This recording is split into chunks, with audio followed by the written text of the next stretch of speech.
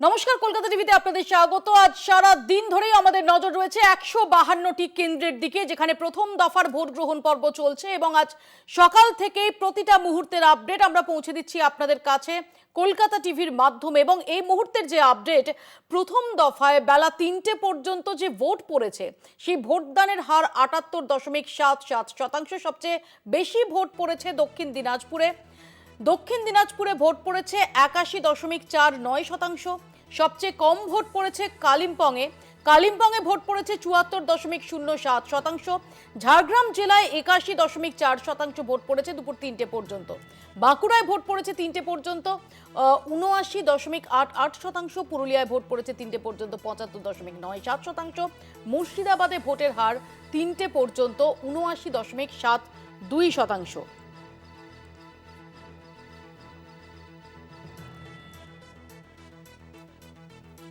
সত্যসুন্দর ভট্টাচার্য আমাদের সঙ্গে রয়েছেন মুখ্য নির্বাচনী আধিকারিকের দফতর থেকে। সত্য, এখনো পর্যন্ত আপডেট, যে ভোটদানের আপডেট আমরা যেটা পাচ্ছি সেটা যথেষ্ট বেশি, 78.77%, অর্থাৎ প্রায় 79% বেলা 3টে পর্যন্ত। ডিটেইলে কি জানা যাচ্ছে এই সম্পর্কে? দেখো, বেলা 3টে পর্যন্ত শতাংশের যে হিসেবটা এখনো পর্যন্ত এসেছে সেটা কিন্তু যথেষ্ট আশাব্যঞ্জক। কমিশনের সূত্রে যেটা জানা যাচ্ছে যে 78.77% বেলা 3টে পর্যন্ত। স্বাভাবিকভাবেই এখনো 4টে বাজে, এখনো কিন্তু প্রায় আরো 2 ঘন্টা ভোট গ্রহণের নির্ধারিত সময় রয়েছে। স্বাভাবিকভাবেই এই শতাংশ আরো বেশ কিছুটা বাড়বে বলে মনে করছে নির্বাচন কমিশন। এবং দক্ষিণ দিনাজপুরে শতাংশের হিসেবে সবচেয়ে বেশি এখনো পর্যন্ত ভোট পড়েছে, সেটা 81.49%। এবং ক্রমান্বয়ে যদি দেখা যায় তাহলে 16টি জেলার মধ্যে 5টি জেলাতে কিন্তু 80%-এর বেশি ভোট পড়ে গিয়েছে বেলা 3টের মধ্যে। তার মধ্যে বীরভূম রয়েছে 80.22%, ঝাড়গ্রাম রয়েছে 81% এবং পশ্চিম মেদিনীপুর সেখানেও কিন্তু 81% ভোট পড়েছে। দক্ষিণ দিনাজপুর সেখানেও 81%-এর বেশি ভোট পড়েছে।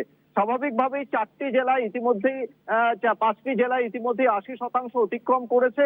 এবং আরো যে সময় রয়েছে 2 ঘন্টা সময়, তাতে কিন্তু আরো প্রায় 8 থেকে 10% ভোট পড়বে এমনটাই কিন্তু মনে করছে নির্বাচন কমিশন। তার কারণ হলো এসআইআর এর পরে যে সমস্ত তালিকাভুক্ত ভোটাররা রয়েছেন তাদের প্রত্যেকের মধ্যেই কিন্তু ভোট দান করার, অর্থাৎ ভোট দেওয়ার তাদের একটা ইচ্ছে রয়েছে। সত্য, এখানে আমি একটু তোমার কাছে জানতে চাইবো যে একদিকে যেমন তুমি যেটা বলছো যে যেহেতু এসআইআর প্রক্রিয়া সদ্য সমাপ্ত হয়েছে এবং যে তালিকাভুক্ত ভোটাররা খুব স্বাভাবিকভাবেই তারা মোটামুটি ভাবে চেষ্টা করছেন বা করবেন যে এইবারের নির্বাচনে ভোট দিতে, এটা স্বাভাবিক। কিন্তু এর পাশাপাশি একদম যদি আমরা পাটিগণিতের হিসেব অনুযায়ী যাই, তুমি যেহেতু শুরু থেকে কভার করছো, যেহেতু যে নাম্বার অফ ভোটার্স, এই ডিলিশনের ফলে নাম্বার অফ ভোটার্স তার সংখ্যাটাও কমে এসেছে, কারণ প্রচুর ভোটার তারা তালিকা থেকে বাদ গেছেন, যার মধ্যে যেমন মৃত ভোটার রয়েছেন, ডুপ্লিকেট ভোটার্স রয়েছেন, স্থানান্তরিত ভোটার রয়েছেন, অর্থাৎ নাম্বারটা, ওভারঅল নাম্বারটা কিছুটা কমে এসেছে নতুন ভোটার অ্যাডেড হওয়া সত্ত্বেও। কোথাও সেটাও কি পার্সেন্টেজকে প্রভাবিত করছে? হ্যাঁ দেখো, একেবারেই তাই। তার কারণ হলো স্বাভাবিকভাবেই প্রত্যেকটি, আমরা যদি এসি ওয়াইজ দেখি, প্রত্যেকটি বিধানসভার আসন কিন্তু বেশ কিছুটা সংখ্যক কমেছে। কেননা এসআইআর এর ফলে মৃত ভোটার এবং অ্যাবসেন্ট ভোটার বা যারা স্থানান্তরিত ভোটার তাদের নাম স্বাভাবিকভাবেই বাদ গিয়েছে। সেখানে যদি দেখা যায় তাহলে যে যত সংখ্যক ভোটার তারা ভোট দিয়েছেন, অর্থাৎ তারা তালিকাভুক্ত ছিলেন, সেই হিসেবে কিন্তু শতাংশ সেটা কিন্তু সেটা খুব স্বাভাবিক, এটা বলাই যায়। তার কারণ এখানে কিন্তু একেবারে নির্দিষ্টভাবে যেহেতু ভোটার সংখ্যা কমছে, তাহলে সময়ের অনুপাতে কিন্তু সেটা এখন যেটা 78%-এর ওপরে ভোট পড়েছে, সেটা কিন্তু স্বাভাবিক নিয়মেই কিন্তু বলা যেতে পারে। যেহেতু ভোটার সংখ্যা কমেছে সেই কারণে কিন্তু শতাংশের হারটাও অনেকটাই বেড়েছে।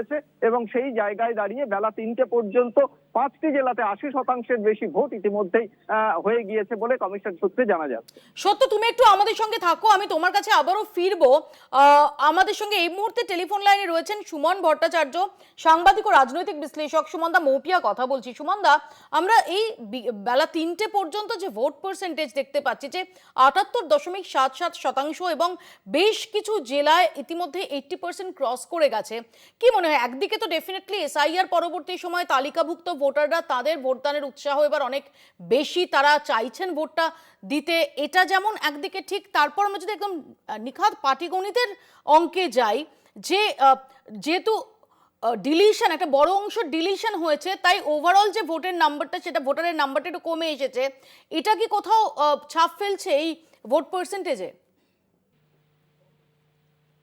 আপনি বলেন নিখাত পাটিগণিতের হিসেবে যদি কোথাও আগে 2 লাখ ভোটার থাকে কোনো বিধানসভা কেন্দ্রে, সেখানে যদি কমে 1.5 লাখ হয়ে যায় তাহলে 1,20,000 ভোট হলেই সেটা প্রায় 80% পোলিং হচ্ছে। কিন্তু আমার নিজের ধারণা, যখন আমরা যেহেতু 3টে অব্দি 80% পোলিং হয়ে গেছে, যখন 5টা হবে তখন দেখা যাবে এটা 1,20,000 না, মানে 95-96% পোলিং এ গিয়ে দাঁড়াচ্ছে।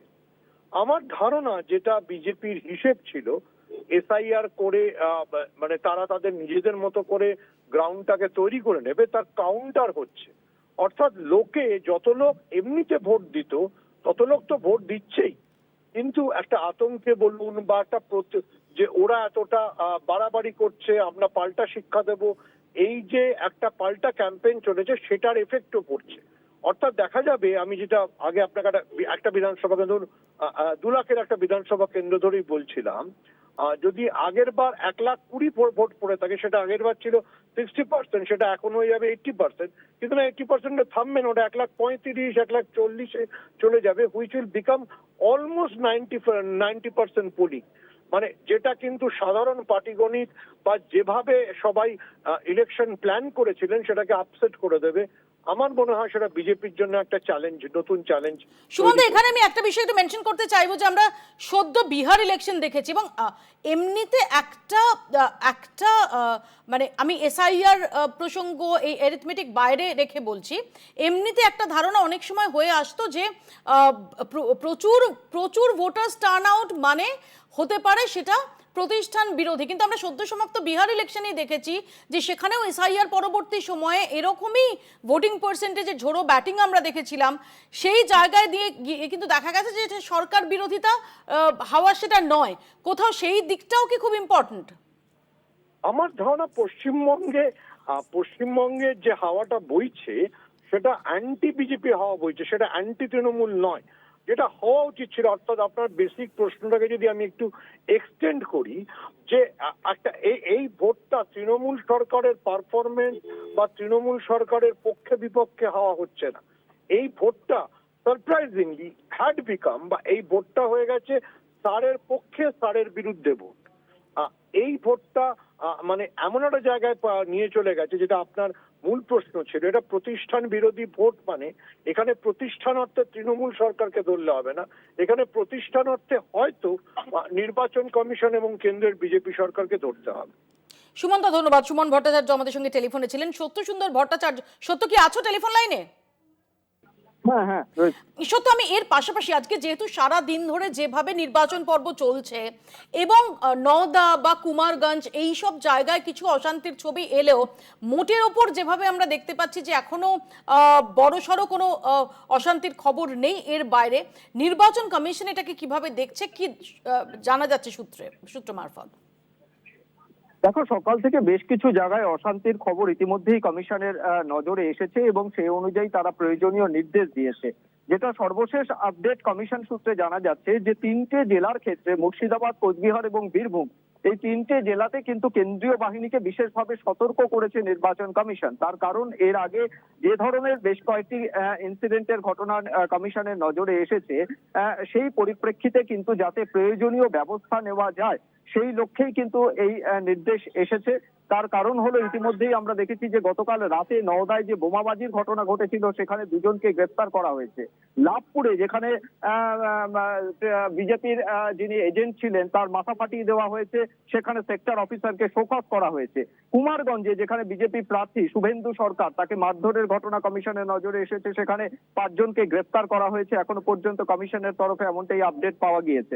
ফলে সার্বিকভাবে কেন্দ্রীয় কেন্দ্রীয় বাহিনী যথাযথ থাকবে, কেন্দ্রীয় বাহিনী সেখানে এফেক্টিভ তারা মেজার নেবে, এমনটা কিন্তু প্রথম থেকেই নির্দেশ ছিল। কিন্তু তারপরেও বেশ কিছু জায়গায় দেখা গিয়েছে যে কেন্দ্রীয় বাহিনীর সক্রিয়তার কিন্তু একটা অভাব রয়েছে। তার কারণ হলো যে কেন্দ্রীয় বাহিনী যথাযথভাবে ঠিক জায়গায় পৌঁছতে না পারার কারণে কিন্তু বেশ কিছু জায়গায় ইনসিডেন্ট তৈরি হয়েছে, এবং সেই কারণেই কিন্তু বলা যেতে পারে, সূত্র মারফত যেটা জানা যাচ্ছে, যে 3টে জেলার ক্ষেত্রে কেন্দ্রীয় বাহিনীকে একটা অ্যালার্ট দেওয়া হয়েছে নির্বাচন কমিশনের তরফে, যে তারা তাদের যে সক্রিয় ভূমিকা থাকার কথা সেই জায়গাটা তারা নিশ্চিত করুক এবং সেই অনুযায়ী তারা প্রয়োজনীয় পদক্ষেপ নিক। সেই বিষয়টাও কিন্তু কমিশনের তরফ থেকে কিছুক্ষণ আগেই তাদেরকে জানানো হয়েছে, কেননা ভোট শেষ হতে এখনো প্রায় ঘন্টা দুয়েক বাকি রয়েছে। সেই জায়গায় নতুন করে যাতে আর কোনো অশান্তি তৈরি না হতে পারে সেই দিকটাও কিন্তু নজরে রাখতে চাইছে নির্বাচন কমিশন।